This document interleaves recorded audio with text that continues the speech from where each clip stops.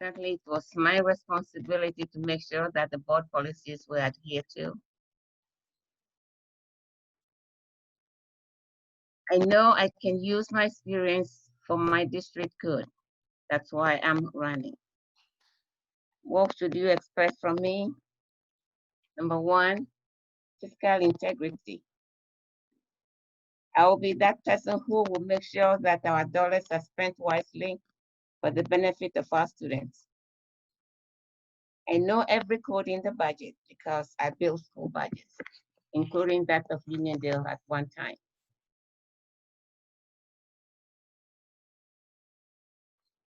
I work with the business administrator in building all those budgets because 75 to 80% of the budget is personnel related. And as you know, education is labor intensive. We need teachers, we need custodians, administrators, you name it.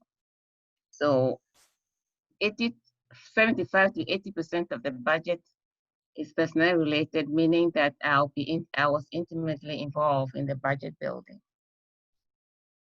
During negotiations, I was always the lead, helping the lead from the district with the attorneys, negotiating all contracts with all labor units in the district, administrators, teachers, nurses, teacher aides, teacher assistants, all of them.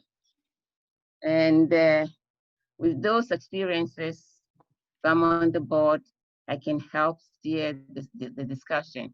And I know I will be a resource to our Board of Education. Number two, you expect from me educational leadership.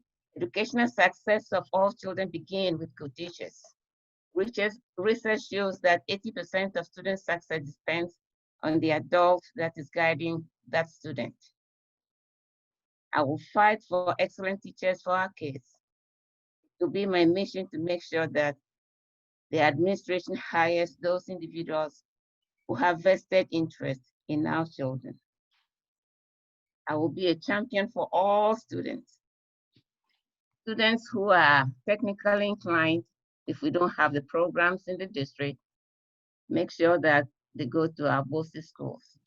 And if Nassau BOSI does not have the program, then we have to cross-contract with other BOSIs so that our students get the necessary education that they desire and they need.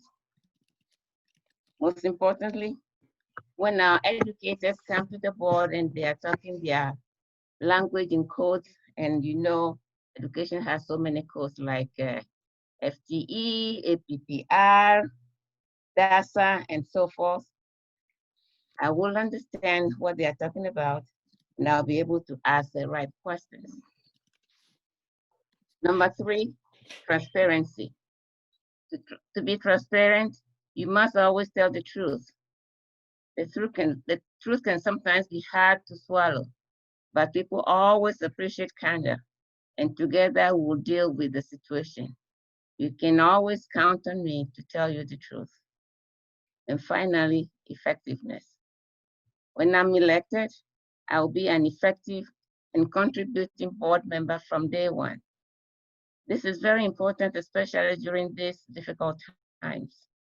There are serious problems ahead of school districts. Some hard decisions must be made during this time and immediately. My learning curve will be very minimal because of my experiences. Even though I was not a board member, I worked with the board. I attended all of the conferences that are given to new board members when they first come to the board, since I accompanied them to those conferences. I don't pretend to know it all, but I know enough to hit the ground running. To be a good board member, you must devote the time to it. It is a full-time job. As I said earlier, I have no ulterior motive for running for the board other than to give back to my community. At my age, I'm not looking forward to using this position as a springboard for my political career. nor do I want to use the position of the board to gain preferential treatment for my children, nor employment for my family members and friends. This is no ordinary times that we are living in. There are difficult times ahead for school districts. Schools need to make sure that we provide healthy and safe learning environment for our students and staff. Decisions to be made as how best to educate our children in COVID-19 environment. We need someone who has the experience and the know-how to help steer the discussions. And that is why I am running. Thank you.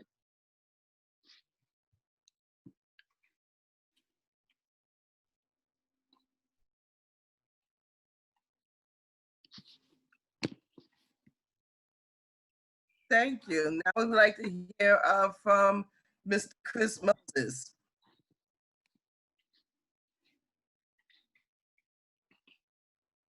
Hey, how you doing? Okay. Can you guys hear me? Yes. All right, sorry, I'm a little all over the place. I was trying to rush here. I was at the protest in Mineola. I was trying to make sure I made it here in enough time, but I made it. I'm here. So I'm a little bit all over the place, but I'm gonna get myself together, all right? How's everybody doing? I hope everybody's having a great Friday. Thank you, PTA Council, for putting this together. I am Christopher Moses, and I am running for the school board trustee. I'm pretty sure everyone has been in the other meet the candidates that we had, so you know, you kind of know where I am. I am running, you know, because my biggest investment is in this school district, which is my children, my 17-year-old, my 10-year-old, and my 9-year-old.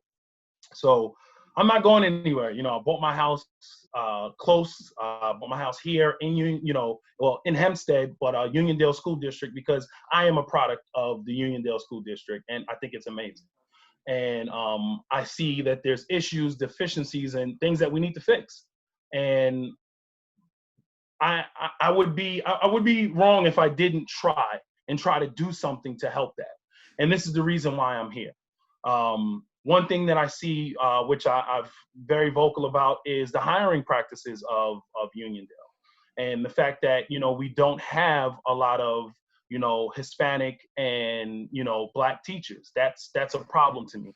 And I know as a trustee, I'm not in charge of hiring, but I can look into hiring practices. You know, we hire the administrators, and we can look into stuff like that. So that's one of the things that I want to work on, as well as, you know, you work on that, it waterfalls down to parent involvement. You know, if the teachers can relate more to the, you know, to the parents, then we can get better involvement. Those are some of the reasons that I want to run, and I want to be there. I want to take a deep dive into the things that are going on within our Uniondale School District.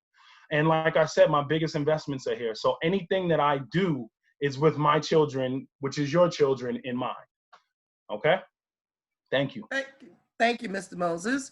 Now we would like to hear from Natalie Longworth.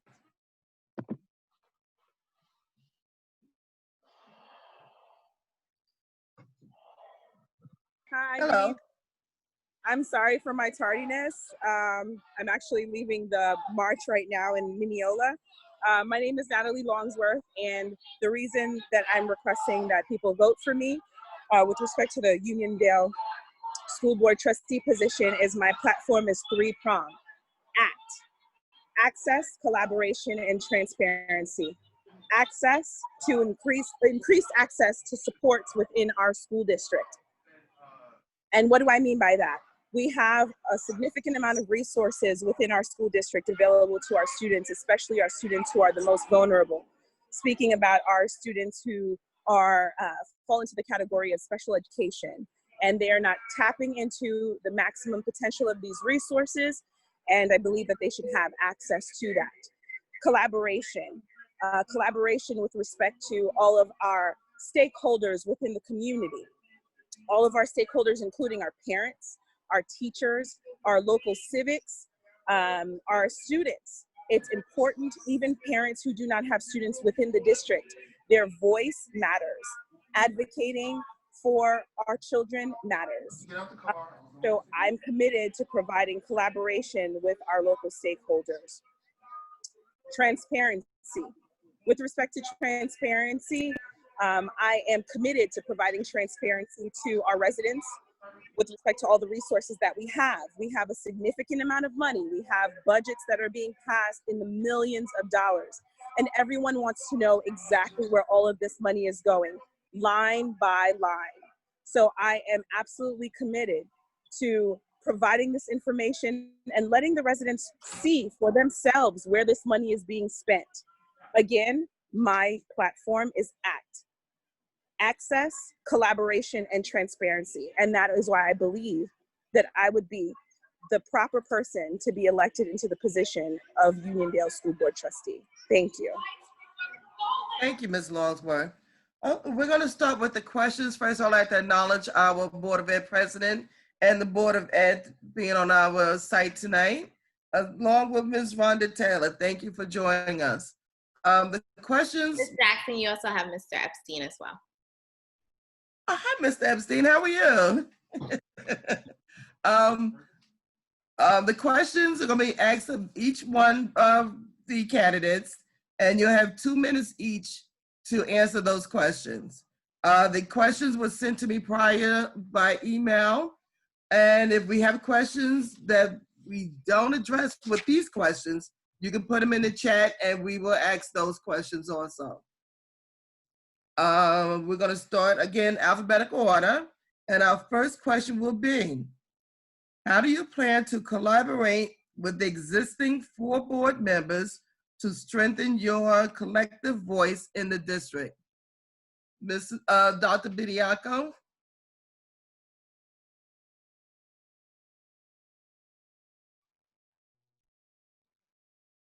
Okay.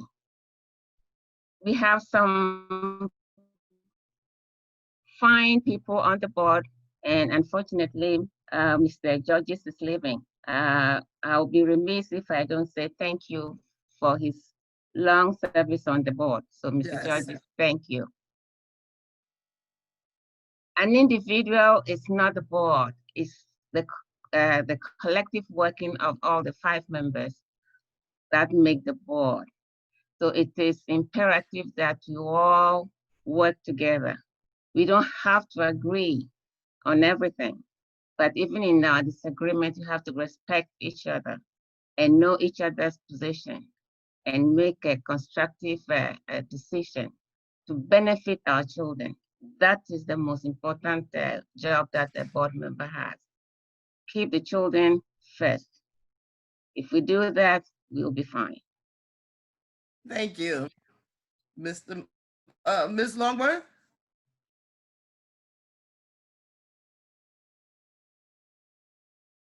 Would you be able to repose the question, please? Sure. Moderator. How do you plan to collaborate with the existing 4 board members to strengthen your collective voice in the district?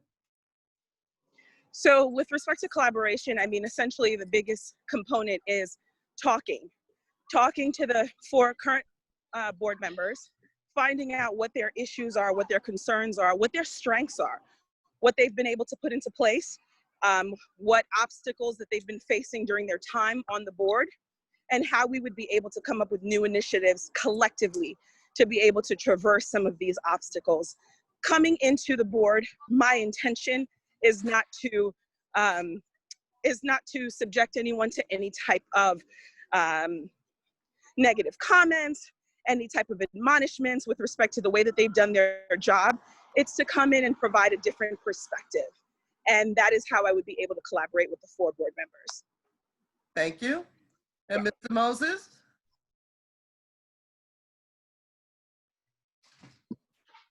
Yeah, so communication is key to me.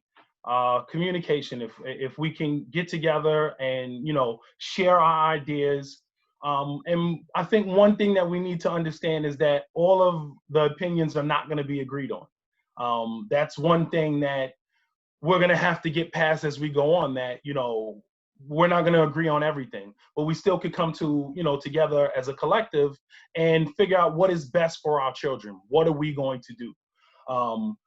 we don't want to go, I don't want to go there with the, I don't want to work with anybody attitude. And I won't. I'm going there with the, I want to listen to what everybody's saying. And I want to make my own opinions. I'm not coming there because this person I know and this person and, this one has an idea. I want the facts. And when I get the facts, I'm going to make my own decision of what I'm going to say. My decisions are based on, my whole family of teachers, my mom, my grandmother, then 13 years ago, I married a teacher. So my decisions are being made from listening to teachers. I'm a community member as well as a father. So these are all the things I'm going to use to make my solid decision. And unfortunately, sometimes, opinions won't be agreed on, but, we can work together and hopefully respect each other and our opinions to come with the best ideas for our scholars. Thank you. All right, our next question is, what do you see your responsibility in being developed as a new board member? I'll repeat that. What do you see your responsibility in being developed as a new board member? We'll start with Ms. Longsworth.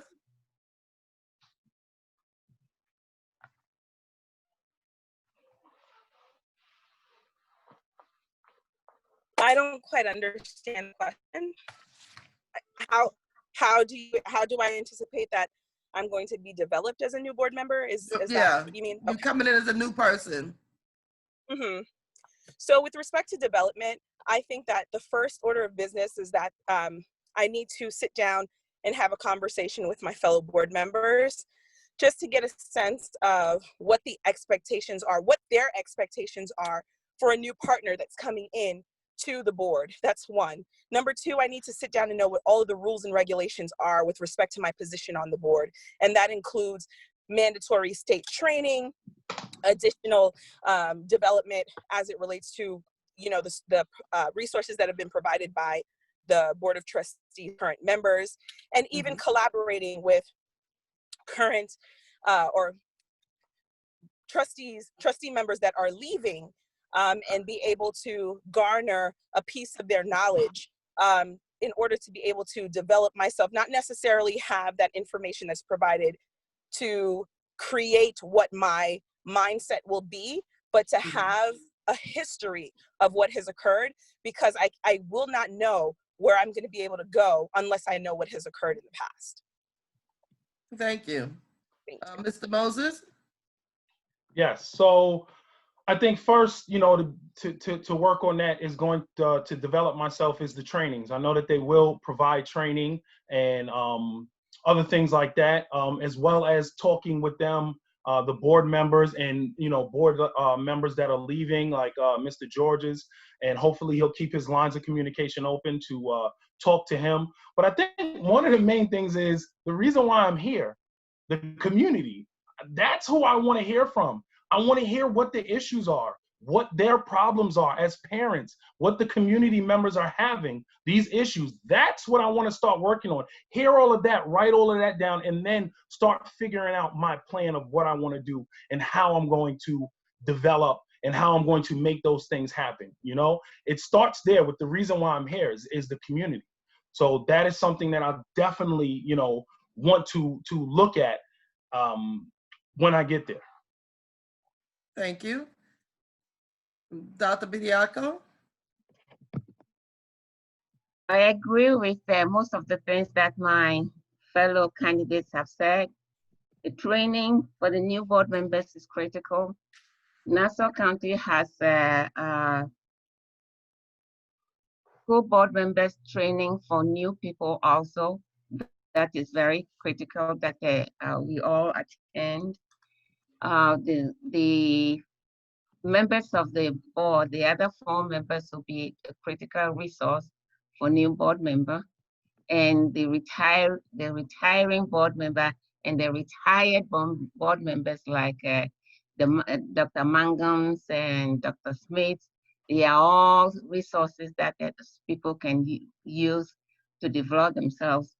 And you need to talk to the administrators, the teachers, even the students, to find out what is important to them.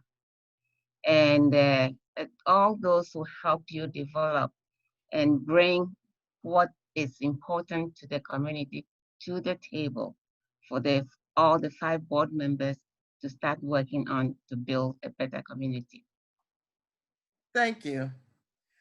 Okay. Due to the COVID and the COVID that took place, the pandemic we're in, what ideas do you have to maximize the limited funding without sacrificing quality for our district? Because we know that we may not get any money from the state. So how do you plan on to maximize the limited funding you have without sacrificing quality? The first, Mr. Moses, that's your first.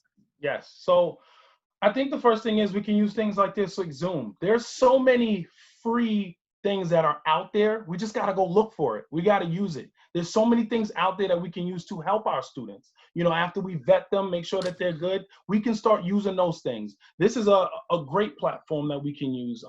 There's Google Meet. There's different things that you can use within technology. We just got to find them. And maybe even setting up task force to start doing things like this. Remember, to me, if you involve the community more, then it'll be good. You know, the more you involve the community, maybe set up a task force and ask the community, hey, we're looking for different reasons. We're looking for different things. We have limited, you know, our budget is limited. We need things to help out our students. Let's start a task force. And I'm pretty sure there'll be so many people that would love to come with ideas or even help. So I think, again, we look back at our community, which gets them involved. You know, that's one thing that you got to do. You know, working where I work, you know, as a manager, if you involve the people, they will help more, you know, in the decisions. So in the decisions of their community, of their school district, you help them out, they're going to do nothing but give you the best. So that's what we need to look back at. And that is a way that we can do it. And we find probably tons of things that we can do. Okay. Thank you. Dr. Bediako? Kudos to our Board of Education and the administration. I understand we already have a re-entry or reopening committee, which consists of parents, teachers, community members, you name it, looking at what we can do to safely come back to school. It's going to be very difficult. We are going, truly, money is tight. The federal government is not giving the state any more money, at least not now. And Governor Cuomo is talking about the mid-year cuts. If those things happen, it will be very difficult. But we can look at things like partnering with bosses for computer devices. We can, instead of buying computers outright, we can lease them on a 3-year, 5-year basis so that our students can get all the devices. Go to companies like Optimum, Verizon. They have free internet services that they can put in places that hotspots that our students don't have internet services. Those will be some of the things that we can do to help our students use their devices for virtual learning. Thank you. Thank you. Ms. Longworth? So with respect to the current resources that we have presently, I think that the first order of business should be to revisit the current budget that we have allocated towards the needs of the schools that haven't been tapped into as a result of every student being home with respect to COVID. So as far as those untapped resources, we can, without running the risk of cutting any specific programs, we can reallocate some of those funds to the current needs that we will have with respect to technology. I do agree with Dr. Bediako. We can reach out to outside resources to be able to find things that can be provided for free or at a very low cost to our district. However, I think the main priority should be is to be looking at the budget currently and the funds that haven't been used as a result of COVID and reallocating those funds to the current needs that we have for our students. Thank you. Dr. Bediako, what kind of workshops would you instill for the district? Could you ask the question again? What kind of workshops would you instill for the district, for your teachers?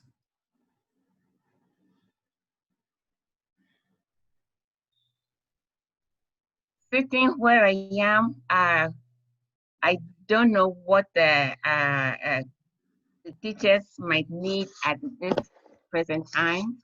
As a new board member, that's when you go and do your due diligence and find out what is lacking. But one of the main things that need to be workshop that needs to be given to the teachers every year is sensitivity training. Knowing our children. Not everybody knows our children very well. So they need the sensitivity training, how to deal with our children, how to reach out to our parents. Those are important workshops that should be given every year to all our teachers and administrators. Thank you. Ms. Longworth? With respect to training for the teachers, I think that there are three, at the very minimum, there are three types of training that should be at the forefront on an annual basis. Number one, not just sensitivity training, but cultural sensitivity training. We have some teachers that are not receptive to the different cultural nuances, the different issues that are affecting various races of children. So definitely cultural sensitivity training would be at the forefront.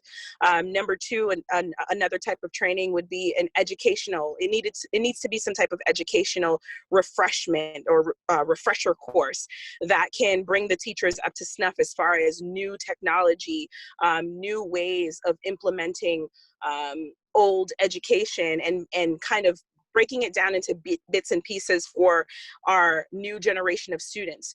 Children don't learn the same way that they did 20, 30 years ago. We have some teachers that have been within the district for the last 30 or 40 years that aren't necessarily up to the time, so to speak, in terms of how our children learn today. So refreshing the teachers on the kinds of ways that they can kind of reach the students and keep them engaged with learning in today's society. And third would be mediation.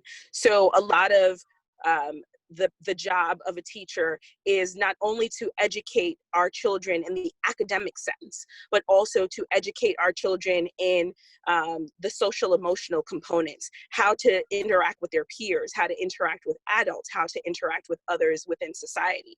So having these teachers have this skill, this mediation skill, they will be able to diffuse situations within Minutes. I'm sorry. Thank you. Thank you.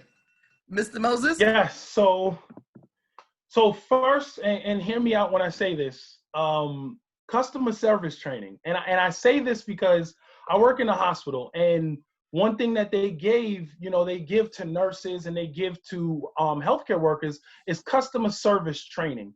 And it sounds weird, but our patients, we talk to them as customers because you learn a skill on how to talk to people. So it's so important, and it's weird to hear customer service training, but the skills that you learn, which I've taken, that you learn from customer service training are second to none. You wouldn't believe it unless you sat in the class, and that is something that the teachers and the staff could learn with it. I had an issue which I spoke about before with some of the paraprofessionals or some of the other staff and the way they talk to the children, the lunch aides and stuff like that. And customer service is what's needed. Teach them how to talk, say certain things, So that's definitely one thing. Another thing is mental health training. I don't know if anyone, if they've done that, and this is something I would love to learn to see if we are doing that, if they're having any type of workshops on mental health. Are our teachers taking these classes to learn about that? Nowadays mental health, it's different from when we were kids. before to now. So I really think that that would help the customer service, the mental health training, and of course diversity training. That's key. Diversity training, learning our culture, learning the culture of the school district you decided to work in.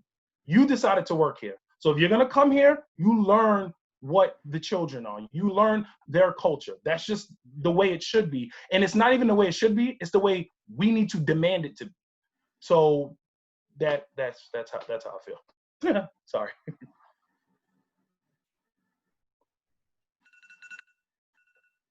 Minutes.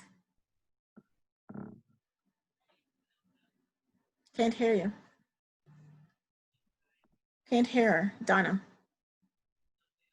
Thank you. I muted myself by accident. Okay. Thank you, Mr. Moses. No problem. Then our next question is, and this will be for Ms. Longsworth, she's first.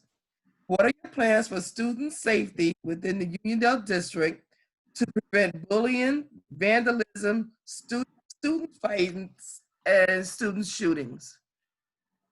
So the first order of business would be to sit down with our current security team, our current security leaders, and assess the current plans that they have in place for the different buildings. I would need to have a sort of roadmap, so to speak, on how they're currently dealing with the situations. The next order of business would be to increase the presence of our security officers at each respective building, not necessarily an increase inside the building, but we should also have an increase on the exterior of the buildings. And third, we should definitely tackle training, because I'm not certain that our security guards, aside from taking the training course that's required by New York State in order for them to be licensed security guards, receive additional training as can be provided by the Federal Bureau of Investigations with respect to what's considered homeland terrorism, with respect to shootings and emergent situations. I'm not certain from this stance, as I'm on the outside looking in, I'm not certain at this juncture that they receive that level of training, but that is definitely something that would be on my agenda, on my to-do list. Thank you. Mr. Moses? Yes. So I think the first thing that we have to do is also work with our students, right? If we have more programs and more things for them to do, they wouldn't be all over the place after school, right? And that's one thing that we wouldn't have to worry about if we have them involved in different things, And this is bringing in things like I told you, I'm a fireman in Uniondale. So bringing in the fire department and maybe doing trainings with them after school and things like that. Bring in different things to get the kids involved, so they're not just walking out and going wherever, So that's one thing we can do. Definitely training for our current security team, as well as onboarding, again, back to onboarding more security from the community. If the security guards work in our community, they live next door to the kids.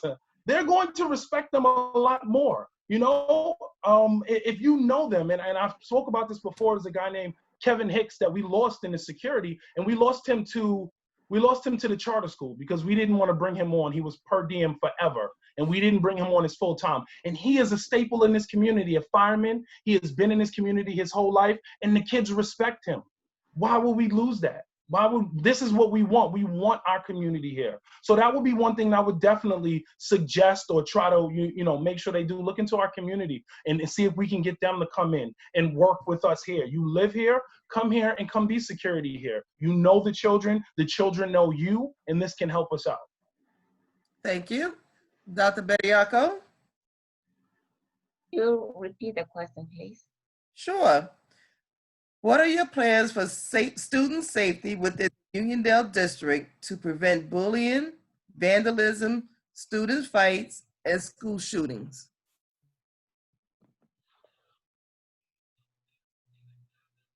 I am going to take a different tactic here. Parental role in this situation is very important. Parents are the first teachers of our children. From the day they are born, the influence that parents have on their children is very important. So we need to instill the values in them that respect individuals and respect property. I know these days, the internet, social media has a lot of influence on the children, but the values that we instill on our children still matters. Schools have responsibility to provide a safe learning environment to the students. I know. And there are things that the school district can do to do that. Number one, every school district has a safety plan that should be reviewed every year and make sure that the safety plan is working. You must have enough security, and training should be given to security staff to spot problems before they even begin. Teachers and administrators should know students by name, by face. Students should feel free to go to a teacher or an administrator and alert them that something is brewing so that the adults in the school can prevent what is going to happen. Schools should have programs for students such as peer mediation. 2 minutes.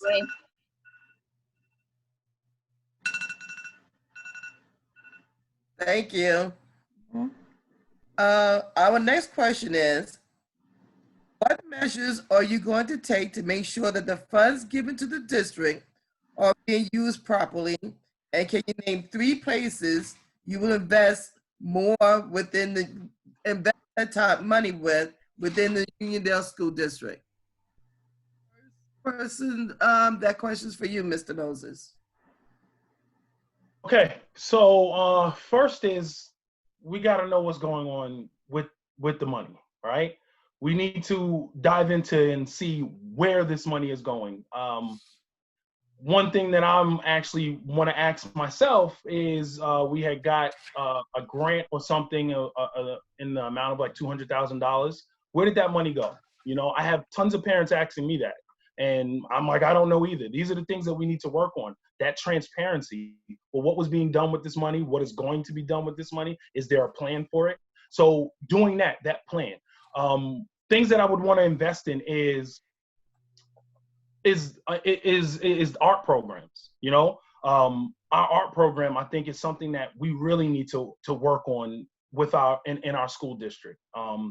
That is something that is amazing. If you see behind me, my kids made those paintings up there. But that is an outlet for a lot of kids' art, and we need to look into that, as well as our music programs. And then the last thing would be other vocational trainings. So things like the EMT programs, things like the fire sciences program, things like HVAC system programs, things like that. Now, I know we have BOCES and we have that, but maybe we can start looking into more of that. Maybe that's the reason why these, you know, some of our community members are putting our kids in these charter schools, because they're giving them those things. Maybe we need to reel them back and show them that we can give them these things here.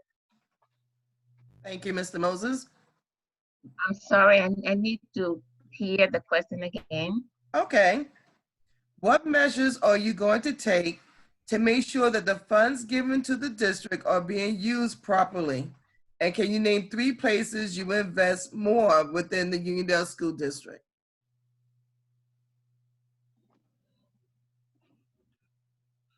Is there any specific funds that we're talking about? State aid, tax levy, or? No, it's just saying that they just asked the funds. They didn't ask where the money's coming from. Okay.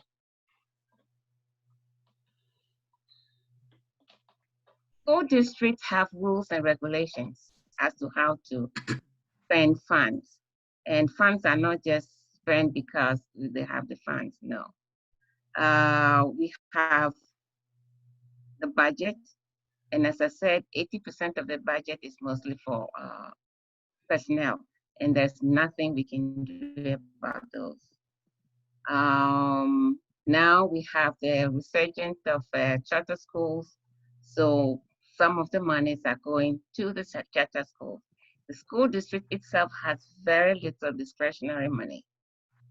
If you know school budget, those monies that are discretionary should be used for specific programs like fixing our buildings.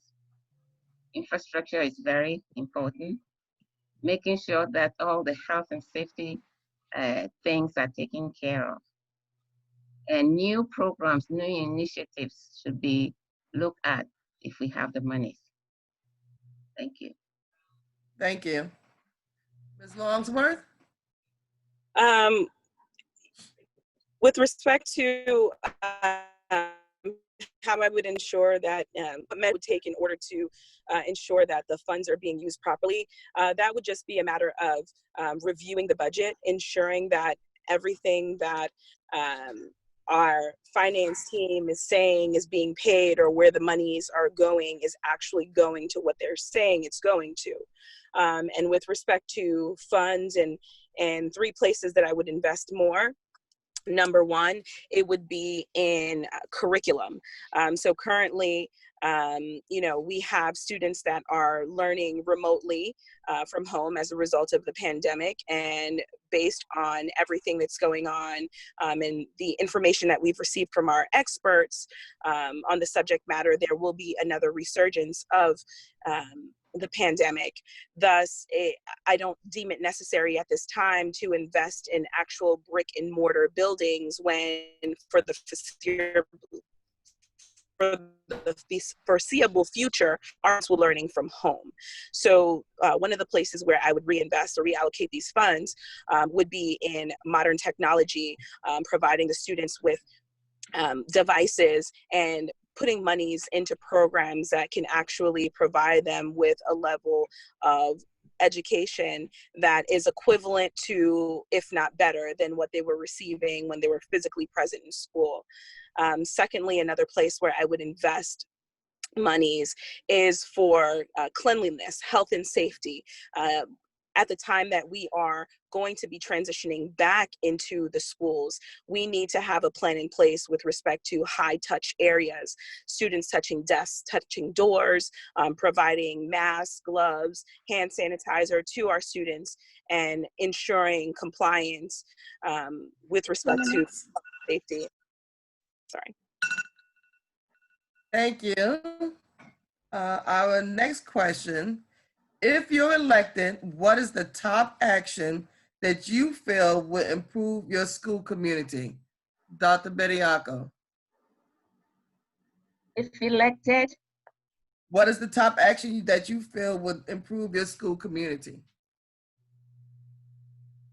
first of all, I don't know whether the current board has it or not, but we need to come up with a strategic plan, long-range strategic plan, where the community will be involved, administrators will be involved, teachers will be involved, and students will be involved, so that we have a long-range plan.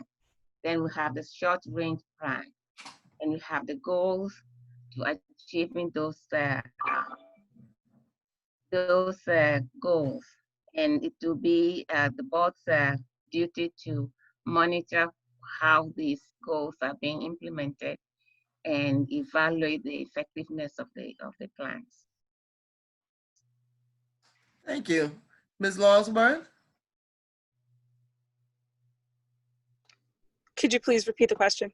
Sure. If you're elected, what is the top action that you feel will improve your school community? The top action on my to-do list is parent engagement. Currently, as a result of COVID, we have a lot of parents that are home, ensuring that their children are completing their assignments, they're attending classroom studies. And I think, at least for myself, it's provided me with a different perspective and a newfound respect for our educators, and an insight into how much hands-on involvement is required with respect to our children's education. So the first order of business would be to be engaging with these parents, doing some sort of assessment and getting their feedback as far as how their children have been educated during the course of this pandemic, what their expectations are moving forward, engaging with our parent-teacher associations and getting their feedback as they are on the ground with the parents, and getting just a broader sense of how we can get these parents involved. We cannot move, we cannot do anything as a school board without knowing what the parents actually want for their children. So that would be the first order of business. Thank you. And Mr. Moses? Yeah, so first, definitely we have to ensure the safety of our students and the staff. That's one thing we have to, that's like paramount. We got to make sure that is up to par. Well, we're not worried about that, so we can move on to the next. So definitely safety is one of the things I definitely would want to work on. As well as, like I said before, looking into the hiring practices of Uniondale, of the school district, looking at, who we're hiring, in the demographic of who we're hiring. Are we hiring minority teachers? That seems to be a big issue within Uniondale, and that's something that I would love to tackle, or at least start looking into and looking at those hiring practices of why we're not. I mean, it's a proven fact that, children will learn better if their teachers look like them. It's just a proven fact. And that's something that, I definitely would want to, look into, between safety for our students and our staff, as well as the hiring practice in Uniondale. And I think that could make, Uniondale great, our school district better. So that's something that I would definitely want to. Thank you, Mr. Moses. Mr. Costa, do we have any lines, a question online? Yes.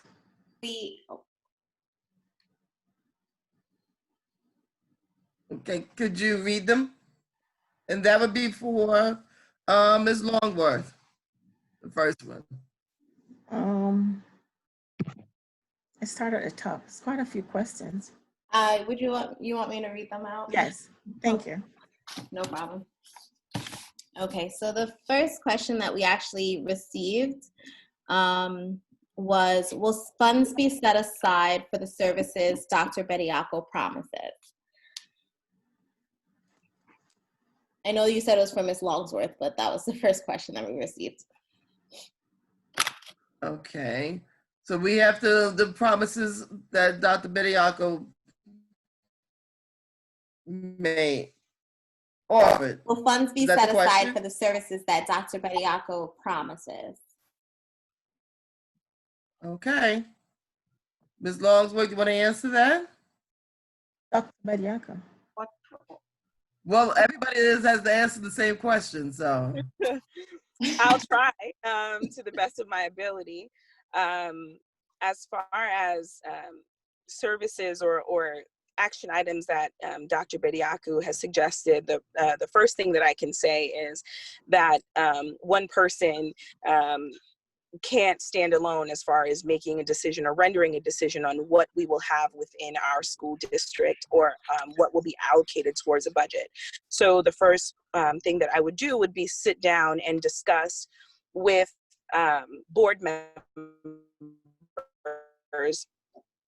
these items, if there's something, or if there of them are currently in place, discussion to the parents and allow them to provide their feedback. And if in fact this is something that is feasible, both for implementation as well as fiscally, then at that juncture, the board would be tasked with sitting down and reviewing all of our financial assets or things that we can assess and allocate towards these programs without disrupting any current programs that we have. So it would be a multiple step process. So I can't say definitively that funds would be set aside for any particular programs, as all of these things have to be put in place. It takes a team effort, it takes the community involvement, and then lastly, it takes seeing if we actually have these funds available and if it's feasible and sustainable, if that makes any sense. Thank you. Mr. Moses?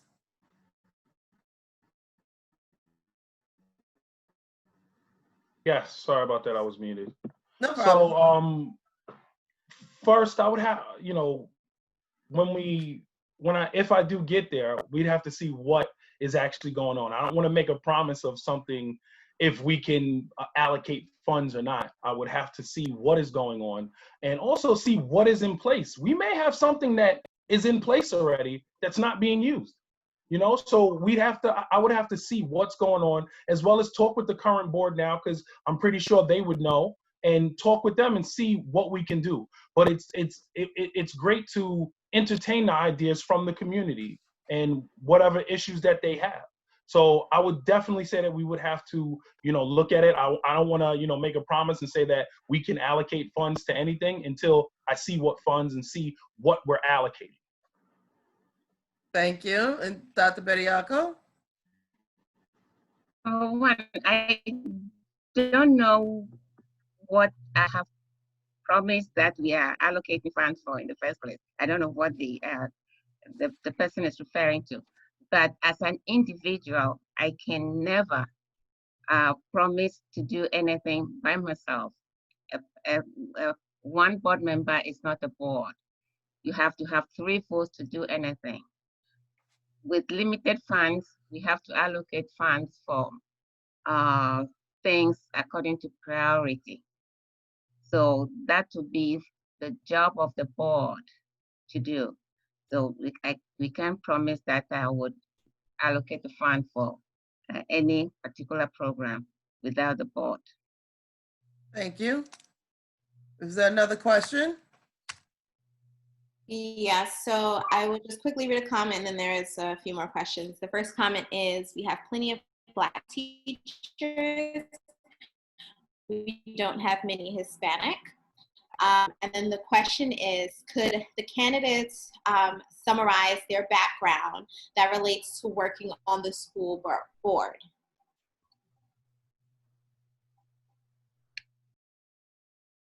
Okay, Mr. Moses?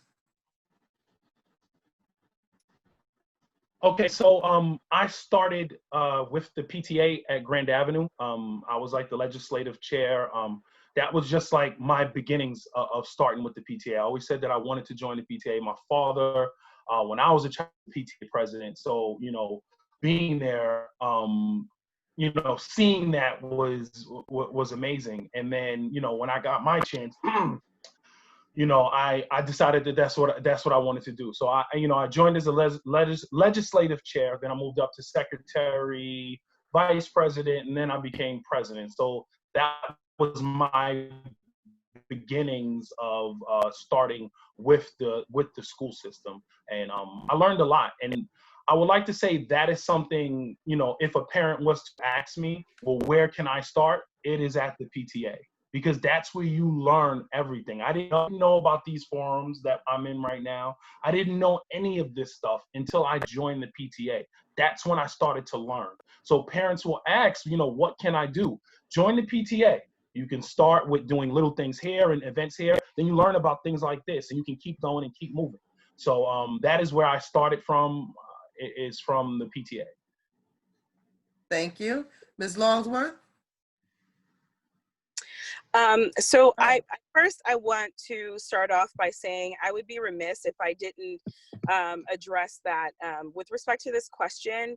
I don't want people who are in the community or parents that are in the community to feel that they are obligated to have some sort of background as it relates to education in order to be involved in the school board. You can have a background as a nurse, you can have a background as a sanitation truck driver, and still care about what goes on with your children in the educational system.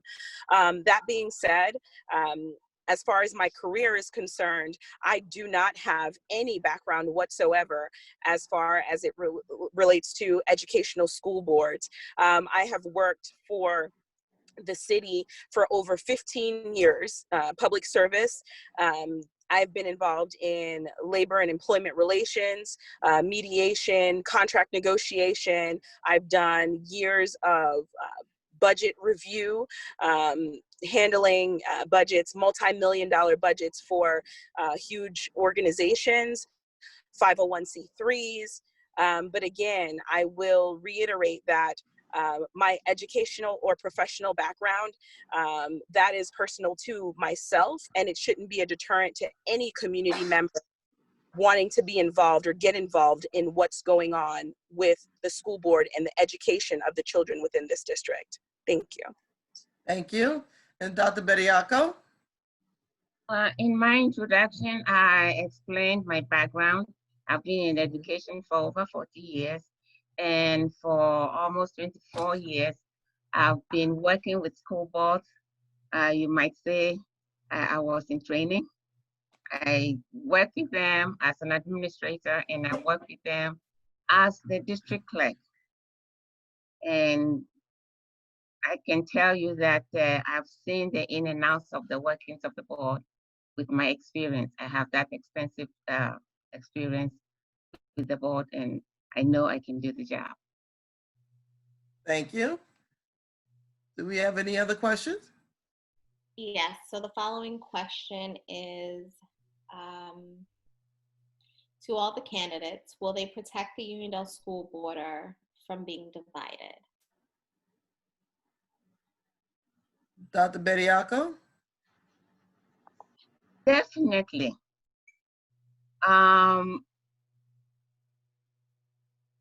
Garden City has been encroaching on Uniondale borders. They're calling them East Garden City. There's no East Garden City, it's Uniondale. I belong to St. Martha's Church. When Father Francis was there, he was instrumental in going to all the rallies, and he would ask us in the pulpit to join them. And yes, I will do my best to protect the boundaries of Uniondale, which goes all the way to, I think, Old Country Road. And that is important, especially for our tax purposes. Thank you, Ms. Longsworth.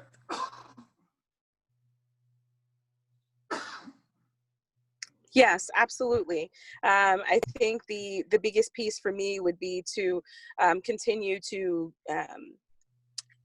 collaborate with our community stakeholders, our local civics who have actually been out here on the front lines advocating on behalf of the district, going to the legislature and letting them know what these issues are. And as Dr. Bediako stated, you know, talking about Uniondale not being East Garden City, that is one of the biggest issues that we have within our district. So definitely continuing to engage with our community members and getting their input and helping them to advocate to our local leaders. We have resources in our backyard. We have local legislators and assembly people that we have voted for, and we need to let our voices be heard with respect to protecting our district. Thank you, Ms. Longsworth. Mr. Moses? So this is something that's very important to me.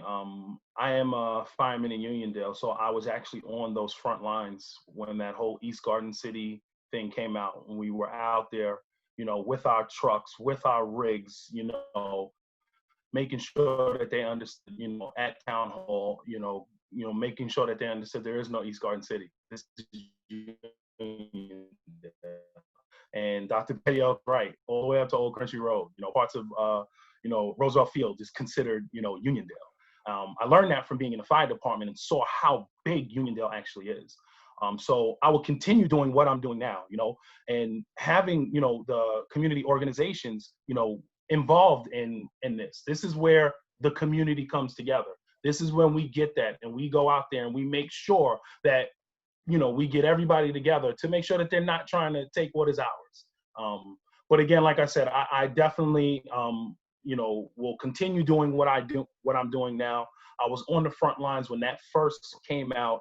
You know, then we got some signs up. The fire department, I think, paid for, or I know, paid for the signs to make sure they know it says you're entering Uniondale. I don't know if you guys saw those things, but we worked on those things. So we will front lines, make sure, and I will still be there.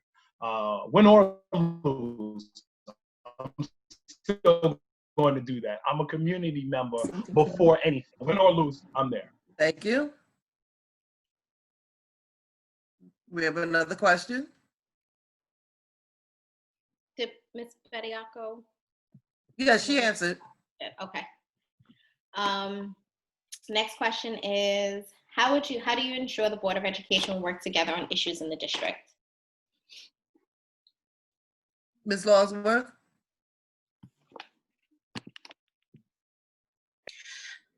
So ideally, coming into a position, I would be able to work collaboratively with all of the current board members to ensure that we push forward initiatives that are on par with what the district, what the community members actually want. However, being realistic, I cannot assure that we will agree on everything. What I can ensure is that at every point, at every juncture, whenever I'm looking for a decision to be rendered, I will bring forth what the issue is, what all of my reasons are for wanting this initiative to move forward, analyzing how it will affect our residents as well as how it will affect our children, and demonstrating to the board that moving forward with a particular initiative or voting against a particular initiative, how it would ultimately affect everyone involved. So I wouldn't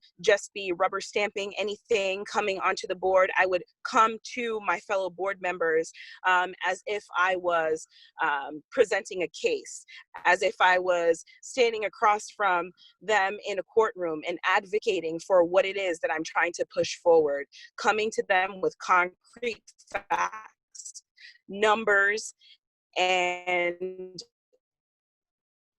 opening it up for discussion and asking, imploring, take a look at how it.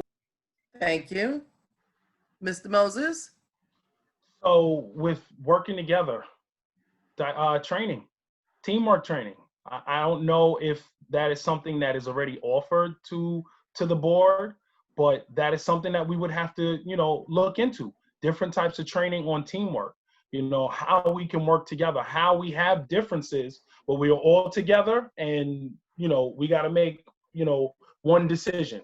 So definitely training is the way that we can, make sure that the board is together. And like we said, and like Natalie said, that is definitely, people aren't going to agree, but we have to still figure out what we're going to say and what we're going to do with our students being at the top. That is going to be the most important. But just to reel it back, definitely, I think training, I think we need to look in teamwork training and different type of workshops like that.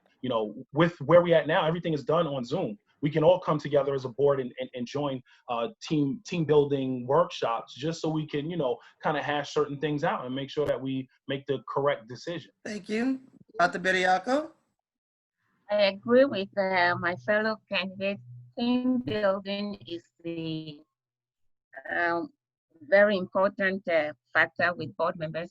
There are 5 people with 5 different views and 5 different, maybe, understanding of things.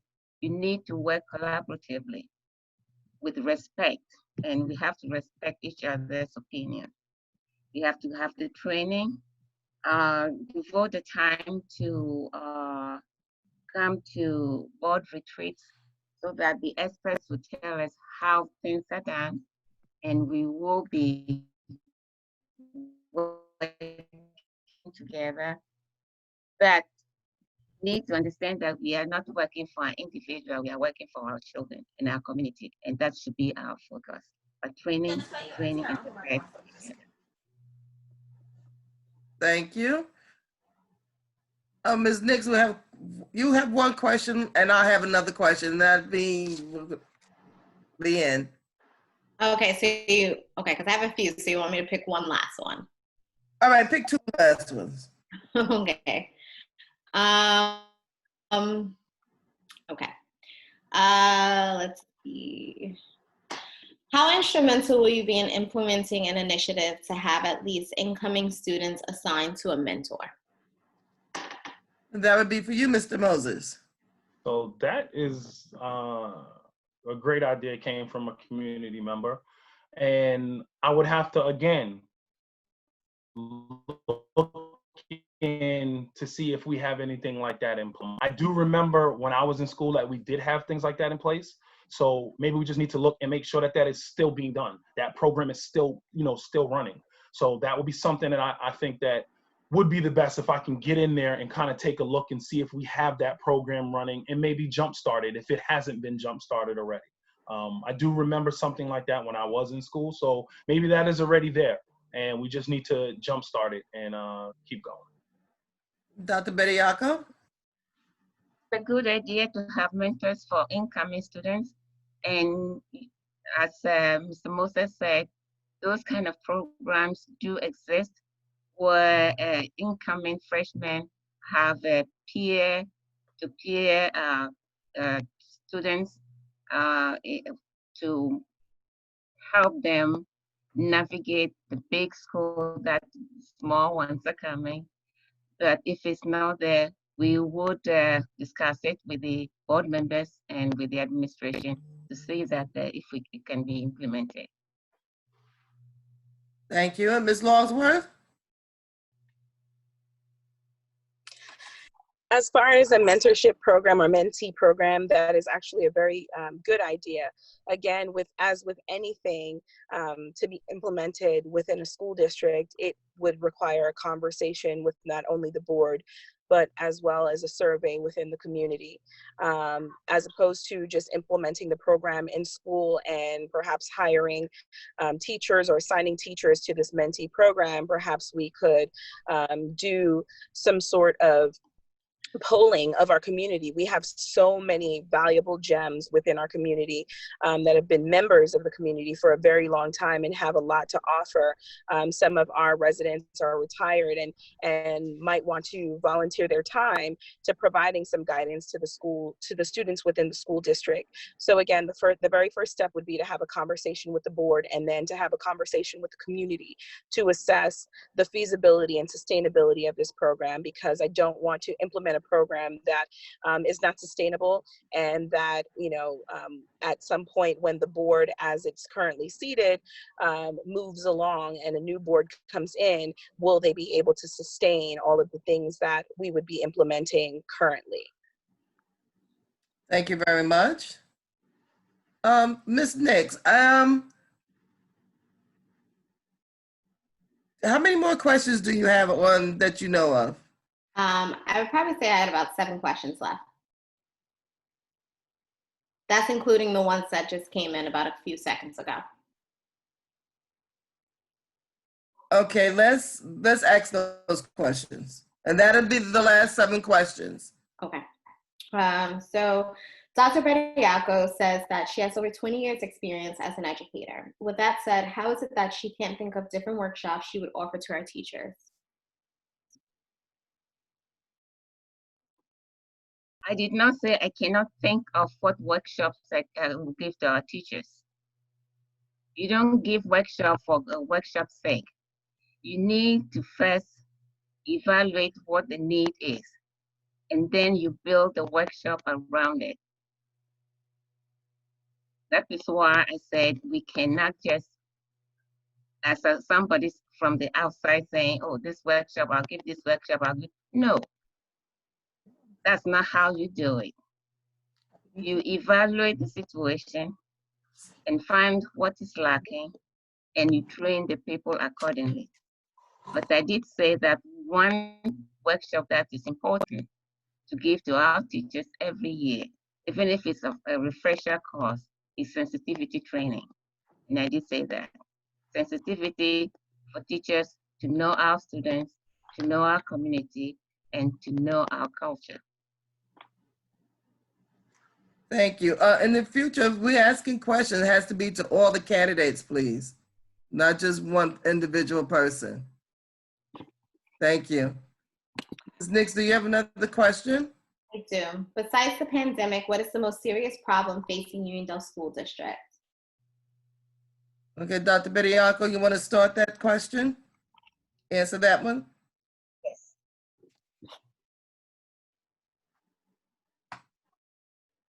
The most important thing facing our school district apart from the COVID is the budget.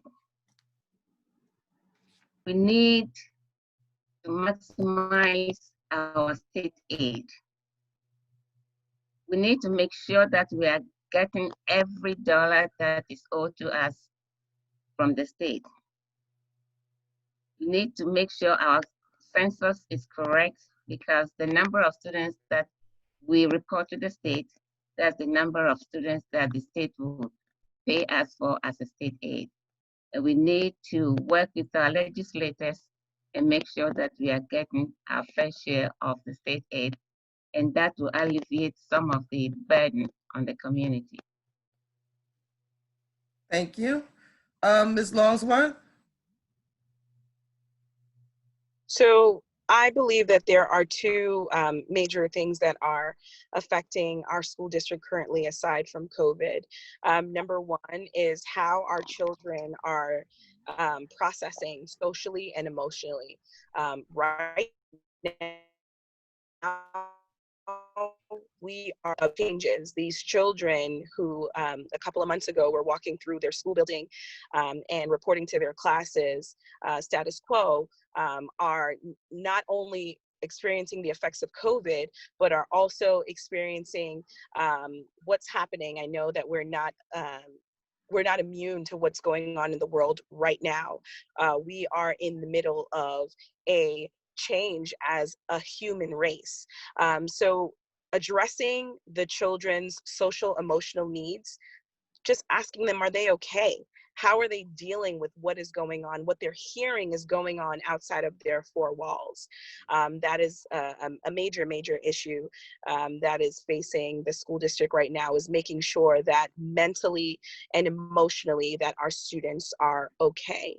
And secondly, a major issue for our school district is ensuring safety, and not just safety of our children coming into the buildings and you know, as far as disinfecting and things of that nature, but safety moving through the building and being able to distance themselves from others is very important, or it's a pressing issue within the district right now. Thank you. And Mr. Moses? So I think one of the biggest things is parent involvement. We need to get our parents involved. You know, I was privy to sit at one of the PTA meetings at I think it was East Meadow, and these parents are having debates and things like this for PTA president. That's how involved they are. And that's how we need to be here. We need to get and figure out ways to get our parents involved more. That is I think the most important thing, the parent involvement. When I was at Grand Avenue, well, I'm still there, but when I was the PTA president, we had the most parent involvement. And that was because I talked to the parents. When we had our meetings and we sat there and I had 60 of them in front of me, I told them, if everybody comes for 1 hour, you know how much we can get done? Everybody, you don't have an hour just for your, child. Sometimes you gotta, guilt them a little bit. Hey, come out.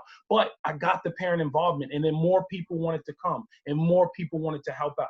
So that's definitely one, is parent involvement. That's so important. And then second, again, looking into the hiring practices. I know one of the community members had said earlier that, we need, we have Black teachers, we need Spanish teachers. We need to look at the demographic of Uniondale. It's Black and Spanish. So I'm not only talking Black, I'm talking Spanish too. How can a teacher relate to the child or bring the parent in if they can't even speak the language or understand the culture? So that is very important.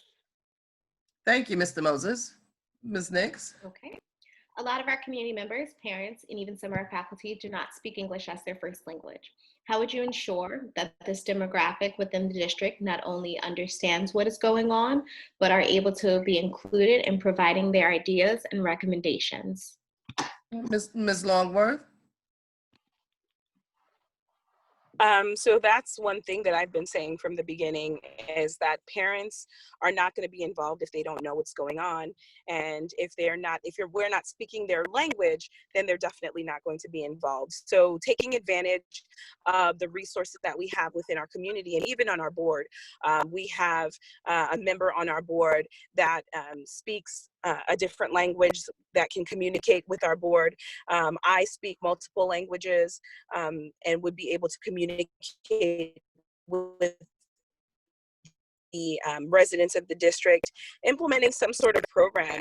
For the most part, even if everyone doesn't have cell phones, or if they don't have laptops, or they're not able to come to meetings, everyone has a cell phone. So putting something together as simple as an application that someone can download on their phone, in which, as we're having these meetings, the system is translating this information to the parent, having our robocalls in multiple languages, having written documentation that is being sent out to our residents in multiple languages. For example, those of us who have received our school ballots, I can note that the school ballot is written in English and in Spanish, but is not written in Haitian Creole, which we have a very large Haitian population. So just ensuring that we are actually using our resources to get this information out to the parents, and moving forward with different methods of technology and using what we have to be able to talk to our parents is definitely Thank you, important. Ms. Longsworth. Mr. Moses? So definitely training. What Ms. Longsworth said, why wasn't anything in Creole? That is something that is important. Again, parent involvement, right? If their parents are involved and they're at these meetings, they might be able to help and translate to their friends that are right there, or to their loved ones. As well as training. One thing that I had took a class in working as a healthcare worker was they had healthcare for Spanish. Spanish for healthcare workers. And this was, it wasn't like a whole program, but it was maybe like a 6-part program. And they taught you certain words and certain things to say parts of the language to understand your patients. And this is maybe something that we can work on with the teachers, where they can take some type of little training like this to understand different languages and different things. Just imagine a teacher going up to the child and saying hello in their language. It'll make them relate right there and love that teacher. Wow, so it's little things like that that we can work on. So I think definitely training our staff. Thank you, Mr. Moses. Ms. Nix? So I did not have a chance to. Oh, I'm sorry, Dr. Beniaco. Go ahead, I'm sorry. That's okay. Translating all our documents into our major languages, Spanish, Haitian Creole, and using our students as our translators to their parents. Most students speak dual languages, Spanish or Haitian Creole, and they could be our translators. Using automatic translating machines at board meetings, so that those who could not understand English can have what is going on translated to them immediately through those machines. And using our teachers who speak other languages as well to our community to help us spread the news, spread the message to those people who do not speak English. Thank you. Ms. Nix? Okay. Already. Who do you see as the most important stakeholders in the district, in descending order, beginning Okay, with the Mr. most Moses? important? What was the question? Who do I see as the most important? Who do Stakeholder. you see as the most Stakeholders in the district. Yes. The parent. That's number one. I guess that's what you're asking me, but the parents is number one. That is the biggest thing. As long as we have, our parents involved, that they hold the power. So that would be the highest is our parents. Next would be our students. We got to talk to them, just because they're younger or they're students, we got to talk to them and see what they like and how they want to learn. And they could give us ideas. So definitely our parents, and then our students, and then of course our teachers, our teachers, our staff, and that includes our administrators. All of that, we got to make sure that they're up to par and make sure that they're there. But you got to start with the parents. Get them involved. Make sure that their needs are being met. Then the students, because without the parents, we don't have the students, right? So we're gonna have the students there and get what they feel. And then, of course, like I said, our administrators, our staff, that's important. So we want to make sure that they're doing what they're supposed to do. So and also, not to bash, administrators and teachers, but we also got to make them happy too. The ones that are here. Remember, I am a product of Uniondale. So, teachers are good. Our teachers are good because I am a product, and as many people that I know of that are a product of Uniondale. So our teachers are good. So we also got to make them happy and make sure that they feel that they are needed, and make sure that they feel that they're getting what they want out of our school district as well. Thank you. Dr. Bediako? I will flip the order. Our students will be number one for me, and then the parents, and then the staff. We need to listen to our students. We don't have schools if we don't have students. So they are the number one for me, and then their parents. The parents know their students, their children. We need to listen to them and know what their needs are. And then the staff. Staff is very important. Administrators, teachers, custodians. They keep our schools going. Everybody is important. But my list will be students, teachers, students, parents, and then the staff. Thank you. Ms. Longsworth?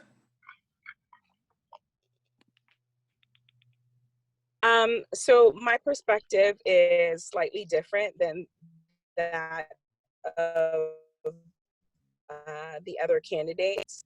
I personally do not feel that there's any one category of person that is more important in ranking order than another. I think that everyone that is involved in this educational process is important. The students, what their wants and their needs are equally important as the needs of the administrators that are providing this education, is equally as important of what the goals are that these parents have for these children. And also, we also have to take into account the stakeholders that don't have children in the district or no longer have the students, their children within the district. The taxpayers that have never had their children in the district, whose monies are going into the piggy bank of the school district to educate our children. I don't think that I am in a position to rank anyone's importance in terms of this entire educational process for our students. Everyone is equally important. Their voice is equally important. Quite frankly, I'll leave it at that. I do not feel that any one person's voice is more important than the other with respect to the educational process within our community. Everyone's voice and their ideas is just as important as the other. Thank you. The next. Okay, last question. Okay. Although our schools are slated to be remodeled to meet the demand of incoming students, what can be done about the overcrowding now? Dr. Bediako? Can you please read the question? Sure. Although our schools are slated to be remodeled to meet the demand of incoming students, what can be done about the overcrowding now? The overcrowding in the school district is a problem, and it's going to be more problem because of COVID-19, because we have to do social distancing, and it's going to be very difficult to do. The re-enter committee, re-entry committee, I can't remember how they are being called, is looking at what to do. There are several scenarios being put together, A day, B day, C day model, having a secondary school virtual learning, and so we can spread all the elementaries in all the buildings. All these are being looked at, but it's a very difficult situation. And the community with the school district needs to come together and discuss it and find a solution to the problem. No one person can sit down and say, this is what we are going to do, or that's what we are going to do. No, it should be a collaborative discussion with all the stakeholders. Thank you.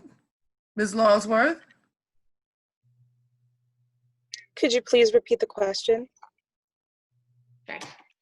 Although schools are slated to be remodeled to meet the demand of incoming students, what can be done about the overcrowding now?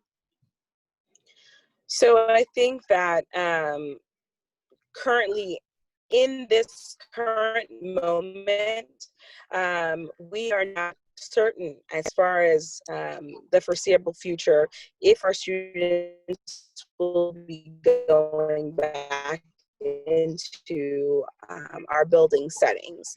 If in the end we can repurpose spaces, currently I believe there are a little bit over 20 students per class or something to that extent.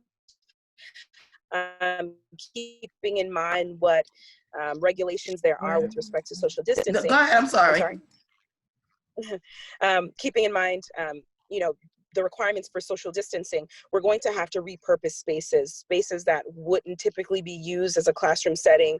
We're going to have to use to be able to space out or have smaller classroom sizes to facilitate not only safe learning, but more effective learning. If there are too many students in a classroom, the students are going to be distracted by one another. The teacher is not going to be able to effectively provide their educational lesson plan. So I think that the most practical response I can provide at this point is the repurposing of our current spaces. Thank you, Ms. Longsworth. And Mr. Moses? So I think this is something that we need to rally the troops. And the troops in this instant would be our custodians and the people that work for the district. They know this district better than anyone. They know where the space is. They know where we can make changes and do different things. And this is where it goes back to, reaching out to them, because that makes them work harder. Hey, where do you see that we can have space? I think the whole thing is, for overcrowding now, is a team effort. We have to come up with a plan, with a process of what we're going to do. And I think this is where we would, have our janitors that know these buildings like the back of their hand, and ask them and come to them and say, hey, can we put together a plan and see where we can get this space, where we can move this, and where we can do that. I think that is very important. Again, pulling in our resources that we have now. We don't need to hire anyone else to look at our space and see what we have. We have janitors right there that clean. They do everything and know those buildings like the back of their hand. Work with them, and they'll tell us, well, you can do this, and you could do this, and we can see here and maybe move there. So I think that would be one thing we need to do to, work on that overcrowding, is to put a team together and involve the staff. Thank you very much. I'll have to give you the final question. As you know, there's only one spot open for the Board of Ed. If you don't win, how would you stay involved in your community and in your school district? Ms. Longsworth.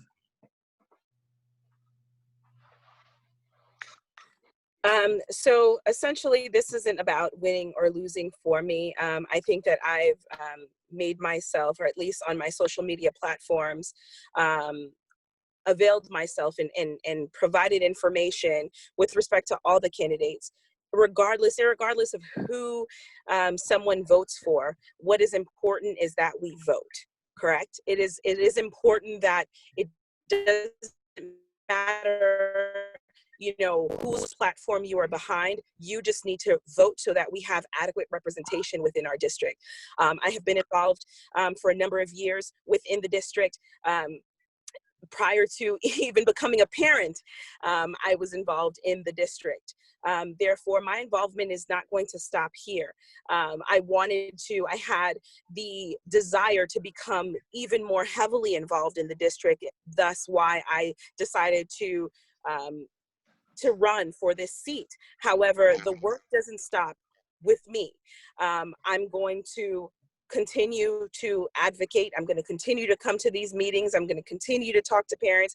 I'm going to continue to do my part and do the work that is necessary as a resident in this district. It's not about having a particular political seat, so to speak. It's about actually being here and doing the work. And I am committed to doing the work, whether I get that position or not. Thank you. Mr. Moses? So, you know, I have a 17-year-old, 10-year-old, and a 9-year-old that's in this district. I am not going anywhere. I will still be involved in the PTA as I am now. You know, no matter what, I'm going to be here for the school district. You know, as my kids go on, I will join every single PTA. So now we're in Grand Ave. When they move on, we're going to Lawrence Road. I will be a part of the PTA there. So no matter what, win or lose, I'm going to be here. You're going to see my face. You're going to see me at the meetings. If there's a problem, saying something about it, no matter what. So with the school district, I'm here. You know, I have my children here, my biggest investment, so I will be here. Community-wise, you know, I am still a fireman, so I will definitely always help my community. And also, you know, I had talked with UCC and I made a promise to them that because we're moving into this Zoom platform and everything, that I would, you know, help them facilitate this, you know, going forward. You know, they were having a couple of problems with it, and I promised them I definitely will be there to help them out to do this. So I'm not going anywhere. You're still going to see my face. I'm still going to be here no matter what, win or lose. Dr. Bediako? Win or lose, I'll be here. I've been here for 39 years. And I don't plan going anywhere. When I retire, people ask me, are you moving to Florida? No, this is my home. I'm going to be here.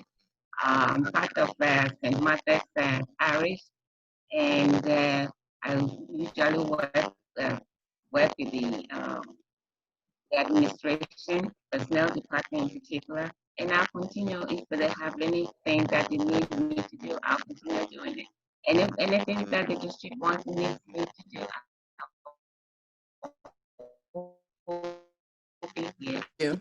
I'm going to give the candidates 2 minutes to give final remarks.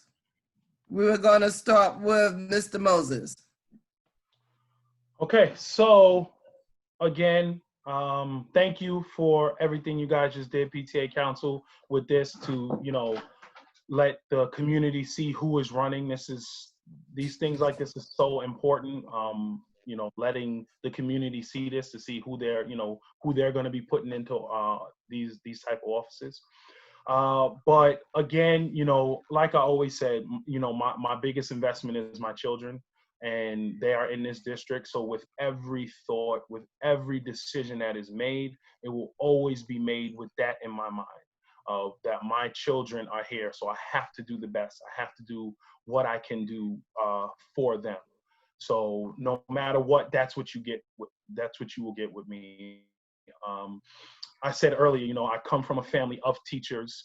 So, you know, every decision that will be made will be with the teachers in mind, thinking of how they think. You know, being a community member, thinking about how the community, you know, feels, being a taxpayer, because I pay taxes here, you know, and then being a father. All of those things I'm going to use to make my decisions as I go along. I'm not going to go in there looking, you know, for someone to make my decisions for me. I'm going to go in there with all of those things knowing, and, you know, looking into the community, looking into, you know, the problems that we currently have and problems that the community has, and asking them. I think that's the biggest thing, you know, talk to the community and they will tell you what the problems are. As a fireman, that's like a direct link to the community. I'm talking to them all the time. And the school district always comes up, you know, and I'm a fireman and they want to vent and tell you. So you learn so much things. And I think it's so important that we listen to them. But that's what you will get with me. And like I said before, win or lose, I still will be here. I still will be on all these type of meetings. Thank you. Dr. Bediako? I'd like to thank the PTA for this forum. Thank you very much for allowing us to introduce ourselves and to answer some of your questions. As I said in the past, I'll be remiss if I don't say big thank you to Mr. Georges. Mr. Georges has been on the board for maybe over 20 years.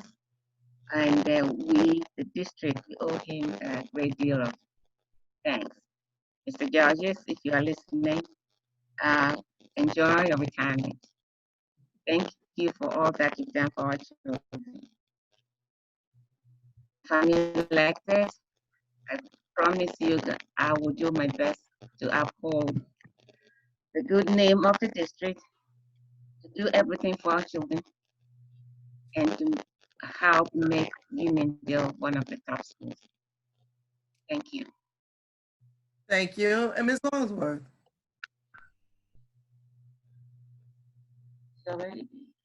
Yes, I'm unmuted now. Thank you. So what I will leave you with is my platform. Again, I will reiterate, it's three-pronged. It's ACT, access, collaboration, and transparency. I am determined to provide increased access to our students, especially the most vulnerable population. I am committed to collaborating with all of our stakeholders, whether you have children in the district or not. And I am committed to being as transparent as I possibly can so that every resident within the district will have the opportunity to see exactly where all our resources are going and how we can maximize the use of our resources. And lastly, I'll leave you with this. This campaign or this election is not about my individual successes. It's not about my pedigree. It's not about my education. It's not about my years of service. It's about what my commitment is to the district, what my commitment is to providing services to our students, to our parents, and to all of our stakeholders at large. So if you want to vote for me, don't vote for me because of who I am or what I've done in my lifetime. Vote for me because you believe that I can actually do the job and I can actually hold true to the promises that I am making here today. Thank you. Thank you. Thank you to each of the candidates. I appreciate, and the PTA, appreciate you coming out and answering our questions. Once again, I'd like to remind everybody that this is the envelope that you should be filling out and returning to the school district for the budget vote and for your candidate votes. Thank you to each and every one of you coming out. Thank you for the questions that were submitted. I do apologize we couldn't answer all the questions, but we tried to get to as many as we could. Please don't forget to vote, do your census, and enjoy the rest of your evening. Have a good night. Night.